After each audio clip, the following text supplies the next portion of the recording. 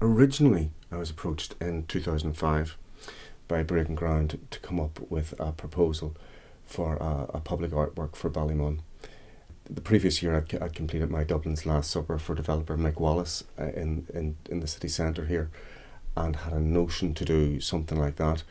But I also had an idea to do a larger-than-life equestrian monument to celebrate the tradition of young people here riding ponies and horses, bareback in Dublin. These things are commonplace in European towns and cities across the world, really. Places of importance, centres, and they're nearly always men, military men, the great and the good, as it were. But of course, one person's hero is another's tyrant. I remember around this time I was in Spain with the family, and we were looking for the centre of this town, and we came upon this huge equestrian on a plinth, and I thought, this must be the centre. And I thought of Ballymun and how it's a place of importance, not least for the people who live there, its own centre. And I thought of this idea of celebrating this unique Irish tradition. From the very beginning, the model for the new rider had to be a woman, a young woman from Ballymun who rode horses. I was aware that there'd been a large equestrian in the Phoenix Park, which is near where I live in Cabra, and I discovered that the Gough Memorial, which had been blown up in 1957, had been bought by one of the Guinness family, Robert Guinness, in the 80s, and eventually given to his friend Sir Humphrey Wakefield. Sir Humphrey subsequently had the horse restored, put back together again, and resurrected in the grounds of his castle in Chillingham in Northumberland in 1990, I think it was. After some research, Googling, as they say, I discovered where it was in England, and I got in touch with Sir Humphrey, and he was delighted. I thought he'd tell me to go jump, but he was delighted and very keen that I could copy his horse.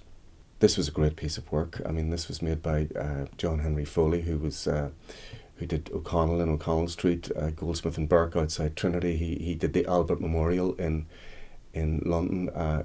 He was from Dublin. He was a Dubliner, but he had moved to London at a young age and was Queen Victoria's favourite sculptor. He was a genius, and it was a great honour to be able to copy his work. And in here somehow. I just was concerned about if you put the other bit. Okay, are you? Because the other thing is. Meanwhile, in Ballymun, Breaking Ground set up an audition to select a girl who would act as the model for the new rider. So I think there was 21 girls turned up for these auditions in Kill, County Kildare, in an equestrian centre there. So the criteria was that she had to be from Ballymun and be between 13 and 18 and genuinely into horses. One more, big smile. Yay! Thank you.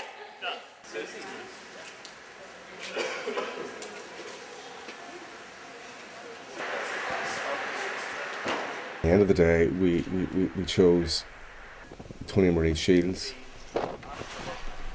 I started riding horses when I was 11, and I got my own horse when I was 15, but I only had it for a year.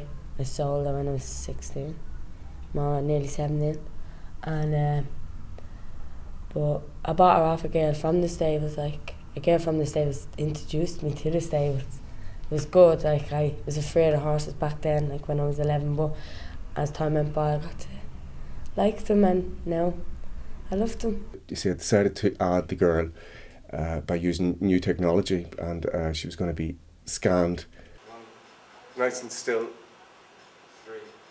So the foundry first of all produced the back of the horse, the head and the back of the horse in wax.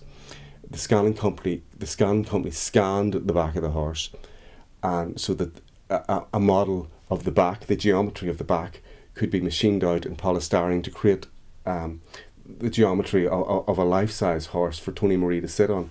So this was reduced down from 150%, which was the size of the horse, 1.5 times life size, down to 100%. Tony Marie sat in this, and then she was scanned.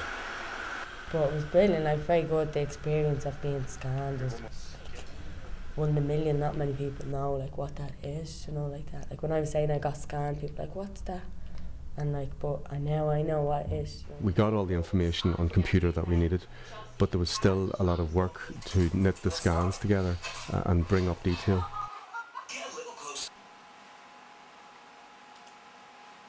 Eventually the greater part of the figure was machined out using CNC technology, producing a model board figure at 1.5 times life size to be matched up with the scale of the horse. The shoes were rapid prototyped, retaining all their detail.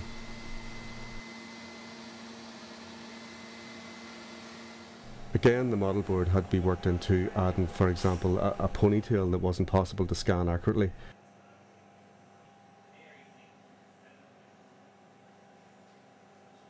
This was then seated up on the wax horseback. Moulds were again made of this to create a new complete wax with the horse.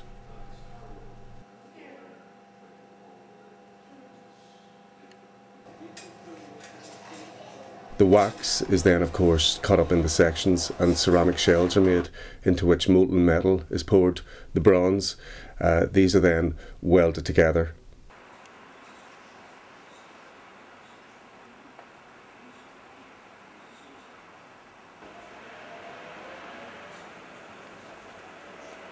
We gave it a soft green patina to age the whole thing. I went to meet the sculpture coming off the ferry very early one April morning. That looks like it. I've just missed it coming off the bloody boat. That's it. I'm chasing it now. This is very dangerous and I'm half awake. But there it is.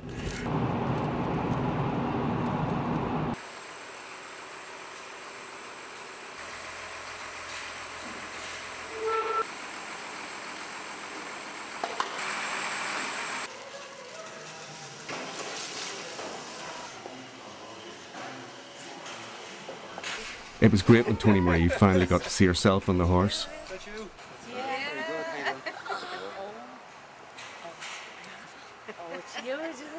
Still shocking too. What do you think? Oh, it's lovely. Oh, it's huge. I was afraid to look. The shutters came up and I was afraid to look because I didn't know what it was going to be like.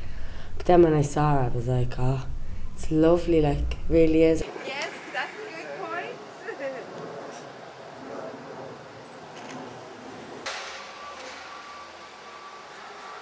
That's how high you can reach. Wow, stay there, stay there.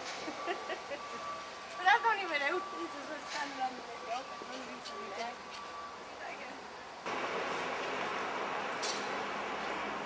Now all that remains is for it to be mounted on a plinth in Ballymun town centre soon.